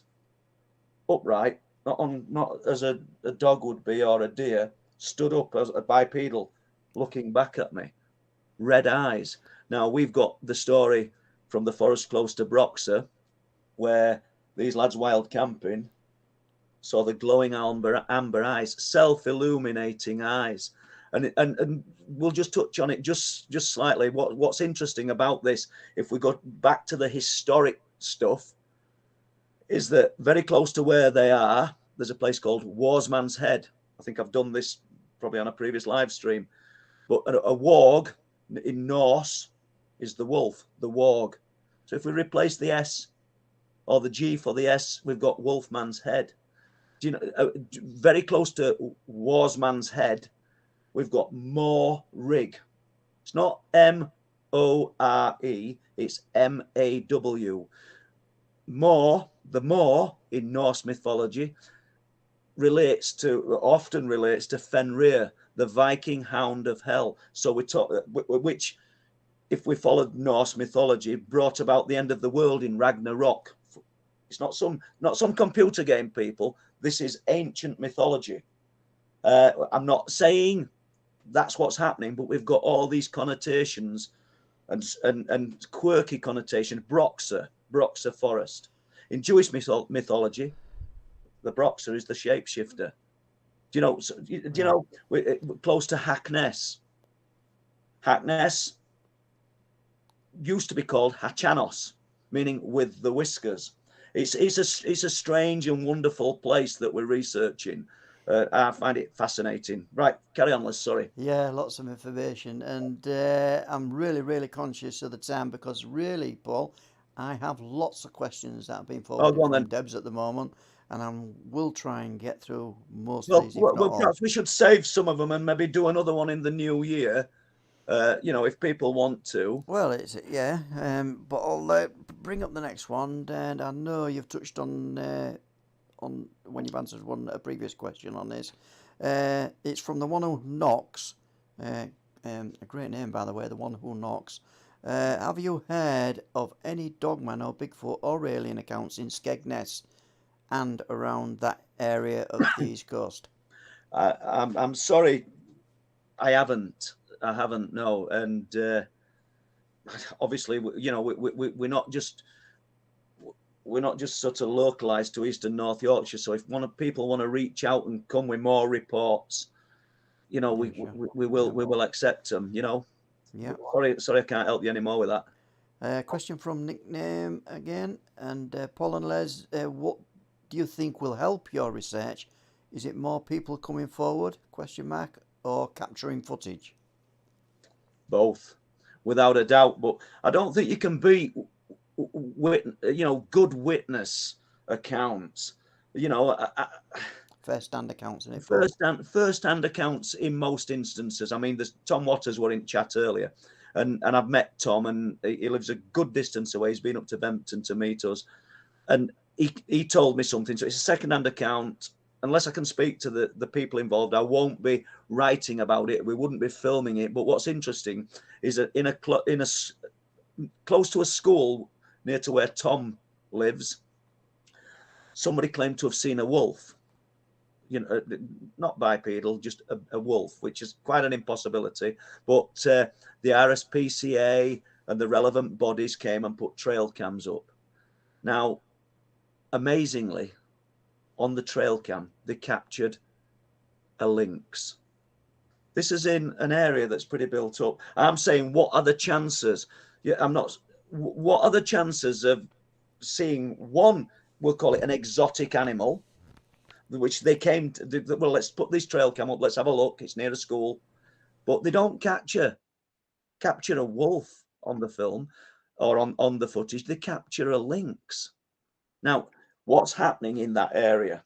That's the question I want to ask. And we don't have a zoo in it. We don't have escapees animals there. So that's what I find interesting. I find interesting, why do we see the rush of big cat sightings, particularly the last few months, all over the UK, different parts? Why are we seeing them? Why do they come in clusters like that? We know that they cover a huge area, but we get years in between, and then we'll have a cluster in Bempton and Flamborough. Then there'll be some in Devon, there'll be some in Cornwall, but all within the same kind of time frame. I ain't got an answer. That's the question that I want answering. There'll be people out there better than me who probably can answer it. They're probably say misidentification. But there you go. Yeah, well, that comes up all the time, doesn't it, Paul? Right, I've got a question from Umbraman. He's asking, has Paul tried to use psychic mediums to try and further his investigations? If so, what did it bring? If not, is there any reason why not? I am thinking of Andrew Collins' style Greenstone quest. Andrew's been to Umbraman. Thank you. Andrew's been to Clifftops with me, I don't know, at least 3 times, maybe 4. And we've visited the Rudston Monolith and other places. And he's done it's not my thing. Meditation is not my thing. I'm not saying I don't want to get involved in it, because I wouldn't discount anything. But I've been up there, and Andrew's wanted to participate in meditation, so I've gone along with it, because he obviously sees some merit in it.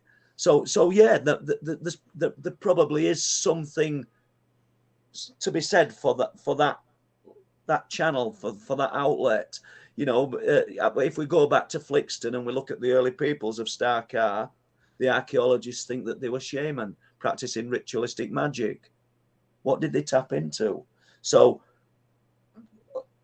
me, Andrew Collins, other people around today, we're not breaking new ground. These people knew these things. And I know I'm not preaching to the converted here. I know you know these things.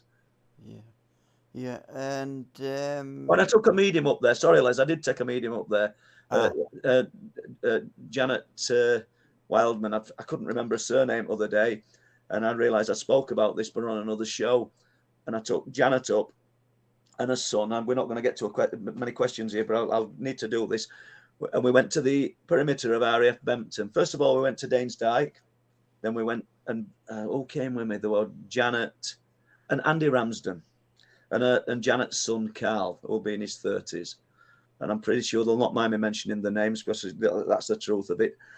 We're up on the cliff tops. There's nobody about, and suddenly I'm looking at this man who I've not much knowledge of, Carl, and he's trying to climb the fence and get over the cliff. The cliffs, it's literally a sheer drop. You don't climb down them. It's just, that's the end of it. And I grab hold of him and pull him back. It's really strange. And at the same time this is happening, Andy and Janet, and if Andy's in chat, he'll vouch for this, are going, wow, wow, wow. And they've seen one of the old buildings on the RAF base has got a big door on it, or there's no doors, it's just a black opening, but it's probably about 7 foot by 12 foot, double doors being on it. They claim that an oblong strip of light lit up in the doorway. I never saw it. I'm getting calm. So this is the medium. It's the medium's son. And he's really distressed. So they're telling me what they've seen. It's a bit confusing because I can't understand why he's been doing this. After a few minutes, 10 minutes, we walk back to the car park and we drive home. Andy Ramsden doesn't live in the same area as me. He goes home. Janet lives quite close, but obviously she's gone to a home. I don't know. An hour later, there's a knock at the door, or doorbell rings, should I say? And it's the medium. It's Janet, and she said, Paul, she said, I just want to tell you this. I didn't want to tell you while Andy were there because we'd seen this strip of light, but my son will never go up there again. And I said, why?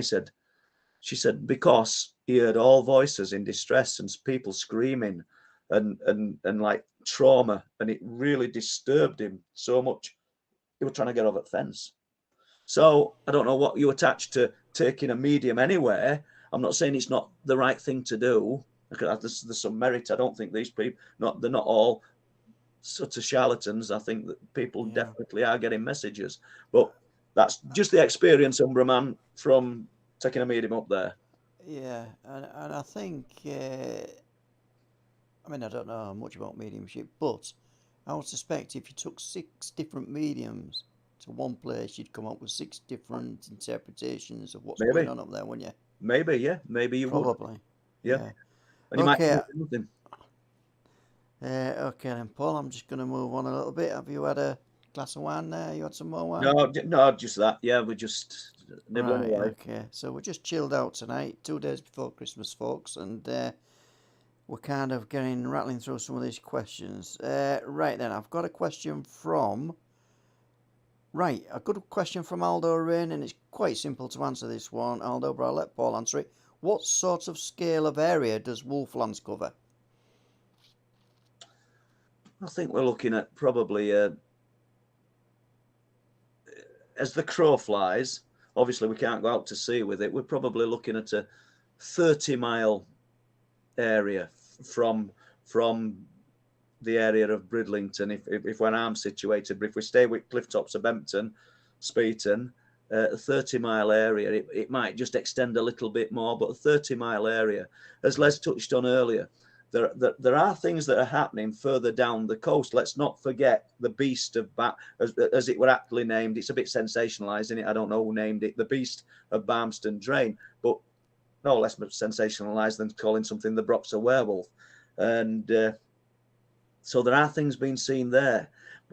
And when we talk about the Barmston Drain, just briefly, let's not forget that Barmston is approximately 6 miles from where I'm sat now. And the Barmston Drain runs out onto the beach. Yeah. And it's not a drain. It's quite a long drain, really, isn't it? It is. It's man-made, and it's to keep the water levels correct isn't it? Yeah.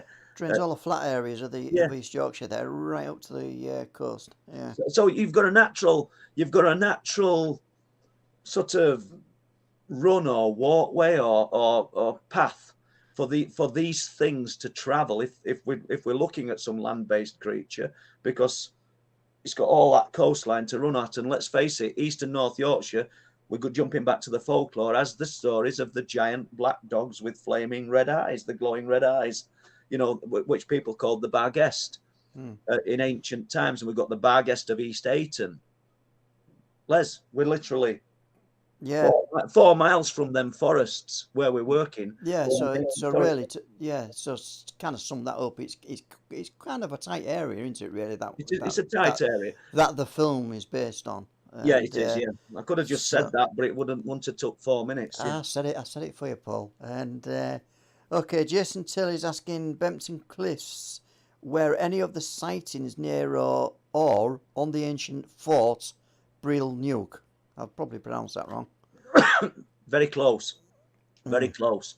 Do you know, there's there's what the fishermen perceive, because if obviously knows where Brill Nuke is, we've got big railings, and just a little bit further up, and the fishermen perceive what they call the ghost of big railings, and the other spots further down.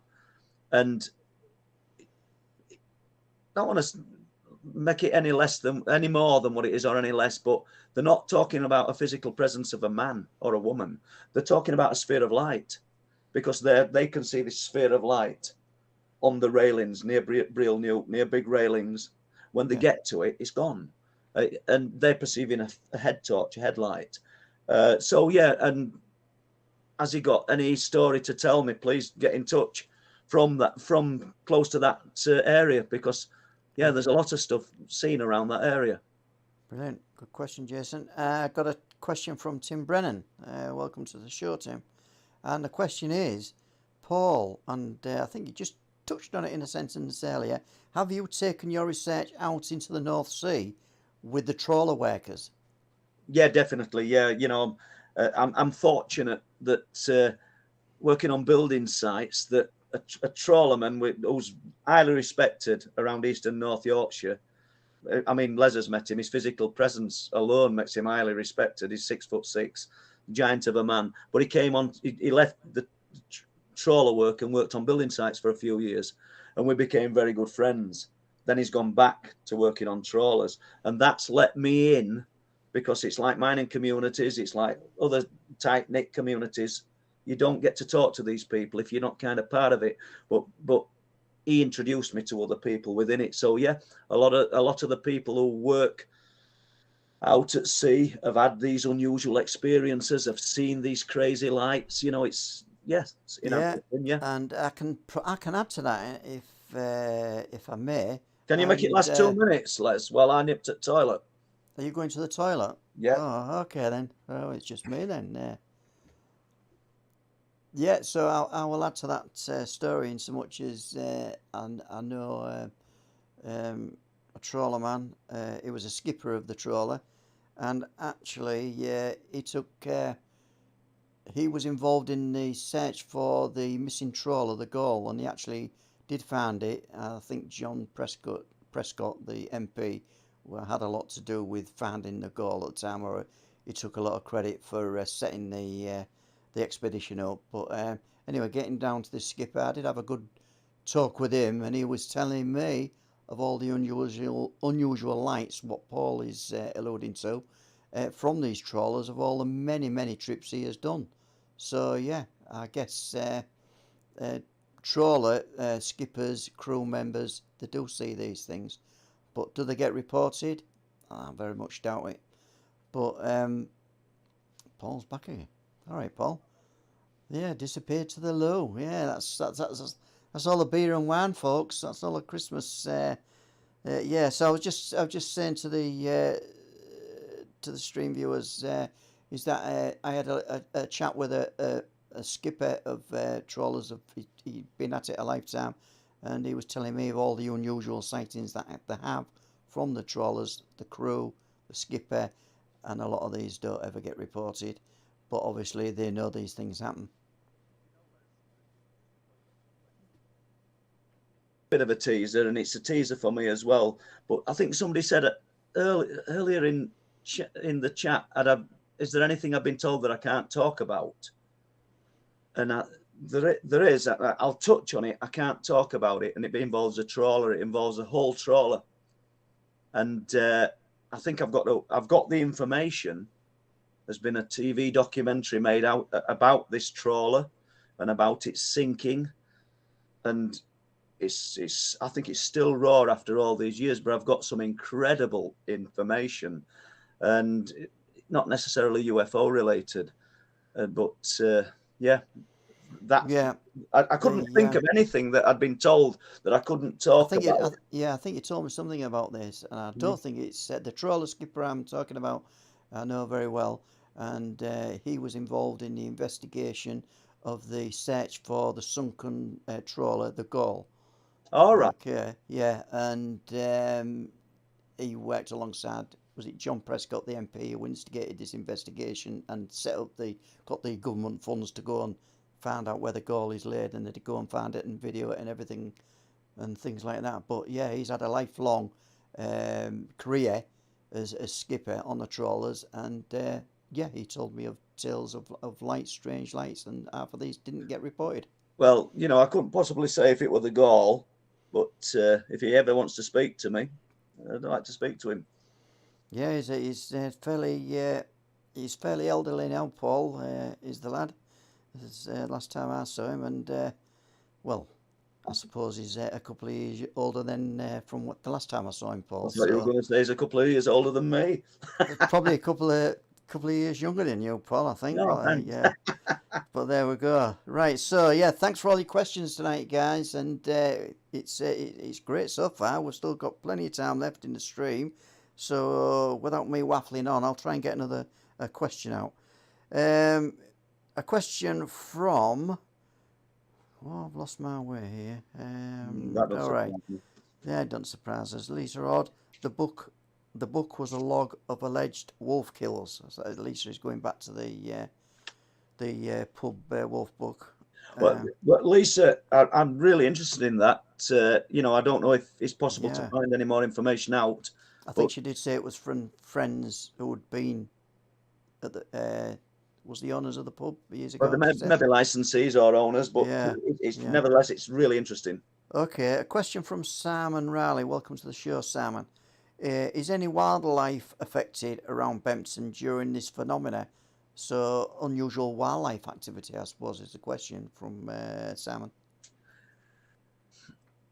I don't know. I mean, for the last book, Truth Proof 4, there were porpoise mutilations happening at the same time as sheep mutilations, deer, badger, fox. This is primarily late 2016, 17, 18, very early into 2019. This activity were taking place in a specific area. Don't want to name the farm, and I haven't done in the book, but I mean, we've put pictures in the book, and we've got pictures for Wolflands, because despite Wolflands being about the cryptid accounts, we are brushing on the fact that other unexplained phenomena are taking place in these areas. So yes, I suppose wildlife has been affected. I'll tell you what's interesting. In many parts of the UK at the moment, they're reporting waterfowl deaths, geese, swans, ducks, in many rivers and areas.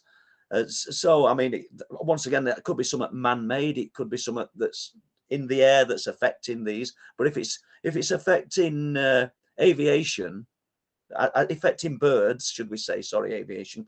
Why isn't it affecting other birds? Why is it only waterfowl? Why is it only swans, geese, and ducks? And do a bit of research. That people are reporting it. I think mainly.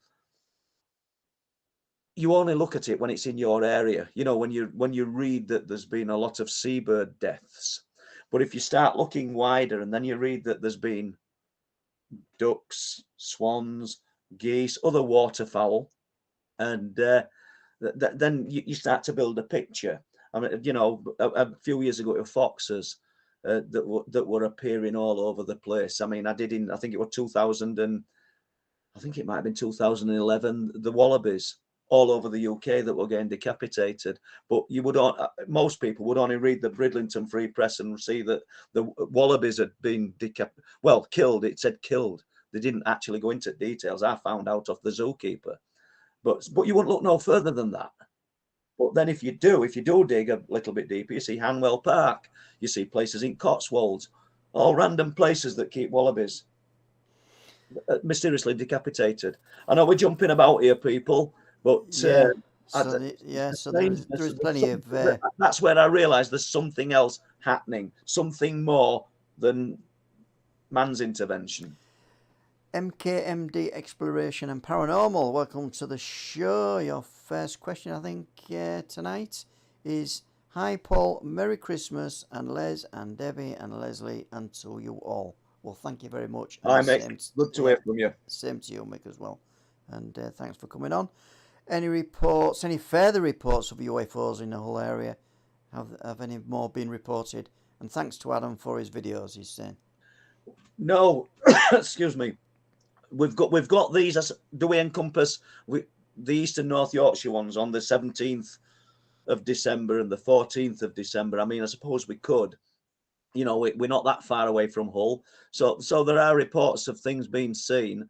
But your report, which you mentioned to me first and give me details about the sort of oblong of light, cigar-shaped light that you described in great detail, and then the same day, Adam Reed, I think that was the guy's name. I couldn't remember the surname earlier. Adam sent me some footage of it, and I knew that because you're both quite close to each other, without knowing each other, I knew that you both viewed the same thing. So it's sort of, you both backed each other up. Great sighting, which I will get that sighting onto the website for Don. Just been a bit swamped with other stuff, to be honest with you, Mike, but I will do. Okay, moving on, Paul. And Red Fred 70 is asking, well, he's saying, actually, I saw bright lights circulating in the sky during the day over the sea from Rayton Gap in 1980. Sounds like it sounds like that is what is still being reported today. Yeah, I would totally agree. We're not reporting anything new today. You'd seen what we're seeing then, and if you want to email me or speak about it, I'd love to document that account and find out a little bit more detail. Just been laughing at one of it's gone now. One of questions. It was quite, has Paul's wife had any more experiences in bed? Please read it me. I can't see. I can't see it now. I don't know what it's. I don't know what it's. Yeah. It hasn't appeared on here, Paul. So, all right. Yeah. So I've got a question from Sarah Halsall. Welcome to the show, Sarah. Do you know much about Skinwalker Ranch? Because I'm so fascinated by it since the TV series came on. I don't know a great deal about Skinwalker Ranch. I've spoken with George Knapp, who has done lots and lots of research. If anybody's familiar with George, and his book Hunt for the Skinwalker, I think he's doing really well, and he's one of the hosts of Coast to Coast, and he worked extensively with George Bigelow. I mean, his work into Skinwalkers immense, and he's of the belief that with this phenomena is real. There's a real, what's the word? I mean, I don't know. It's an extended reality. There's something else there. He's interested in the area that we're looking into. He's interested in the area of Bempton, and I keep mentioning Bempton, but it's not. We need to encompass Bempton, Speeton, Buckton, and without going out there and spending time there, all I would be is just a spectator like yourself, just commenting on what I've seen. I mean, there'll be some things probably that are sensationalized for the Skinwalker program. I mean, I have watched a few of them, and we sort of go to an ad break when we're hanging on something that's spectacular, and then after ad, we don't really say, oh, spectacular. I believe it's real. Whatever it is out there, it's real, but I don't think it's localized to Skinwalker Ranch. I've spoken to American Indians who live close to it, and they're saying that it's happening there as well. There's other farms close where it's spreading to. You know, for people to just think that this stuff is happening around the cliff tops of Bempton, I hope I can get that impression, because it's not. It's happening all around. And if I remember, Paul, we had a great guest on who's actually been to Skinwalker Ranch, and was it Amanda Eames? Yeah, no, Amanda's not been to Skinwalker. Sorry, not Amanda. Sorry, Amanda. Who was it would been? I don't know, to be honest. There's me being really good to guests, but we've been great so far tonight, guys. But we've just got ourselves down with the Skinwalker question. I introduced that one, and we're none the wiser, but it's in one of the live streams. Okay, I'll move on then, Paul. And really, an odd question is from Dragon Noir. What paranormal encounter would Paul like to experience? So it's not what you've experienced. I don't think anybody would like to experience anything. But no, this is going to sound really, really foolish to say it, but we've been spending nights and nights in these forests of North Yorkshire with the witnesses and without the witnesses. And you know, the saying, be careful what you wish for, because whatever they've seen is horrific. But I want validation. I believe these guys, and I'd just like to get something. I'd like to get that holy grail, that nugget that we can present in Wolflands, that we've got something here. We might not be able to explain it, but look, how do you explain that? You know, I noticed somebody in chat saying Paul Sinclair and George Knapp would be great. I've spoke with George a few times on Coast to Coast and on Mystery Wire TV, if you want to look them up. Yeah, there's plenty of recordings out there, isn't there, Paul? Yeah. Right, I'm just going to move on with what time have we got now? 5 minutes to go, Paul. And Umbraman is asking, it's a fun one actually. Here's one for fun. Do you think Dogmen and UFOs, etc., go back to their dimension and tell stories of seeing Paul and Les, etc.? They probably do. They probably laugh their heads off. They've just seen a couple of fools on cliff tops or somewhere, but I don't know. I mean, are these things? I mean, because I could be completely wrong. We know that, and all of us could be in some way or other. But are these things actually viewing us and thinking, Christ, what the hell is that? What's happening here? Who are these? What is this? Is what the guys saw in Broxer Forest or close to Broxer that stood looking at them all night? It watched them for hours and hours and hours. What it thinking? What am I looking at here? Is it is it just as bemused by us as what we are? I really don't know. Okay, I'll just probably get a couple more in. Red Fred 70 saying he saw 9 white lights when he was at Raincliff 40 years ago. I'll move on to Silver Fox. Silver Fox, apart from yours, do you have any other good books you can recommend, please? Well, I reckon if we come up with some good book links, we'll put them on the description, I think, Paul, on that one. But just briefly, because I don't read many books, but I would recommend Tony Dodd's Alien Investigator. Okay. It's an old book, but it's great. And Bob Lazar, Travels in Dreamland.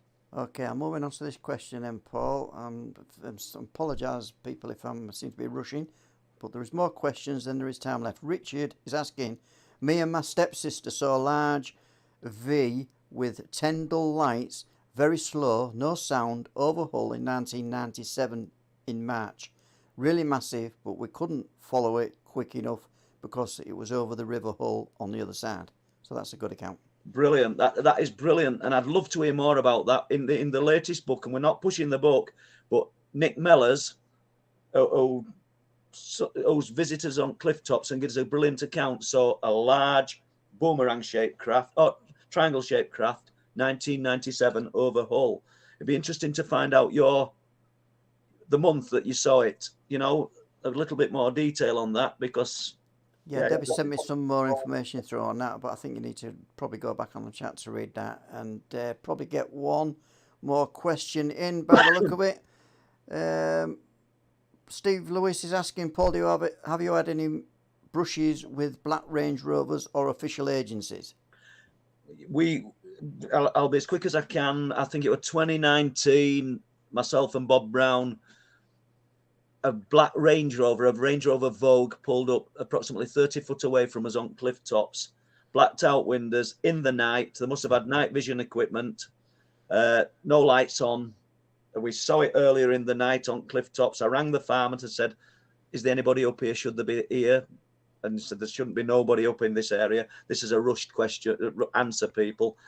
We're settled down a good distance away. I heard the stubble crunching because the crop had been cut, and I said to Bob, that vehicle's here. I knew before I'd seen it, and it pulled up, gloomed out of the darkness and pulled up at the back of us. But Bob's saying, what shall we do? Shall we run? Bob's 74. You know what I mean?